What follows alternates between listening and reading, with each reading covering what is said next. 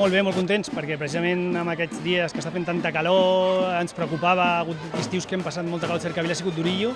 i la veritat és que, home, s'agraeix, perquè aquest dia més acompanyat, ha sigut més curt però hem pogut fer més balls, i la veritat és que l'hem disfrutat molt. Estem contents amb el format nou.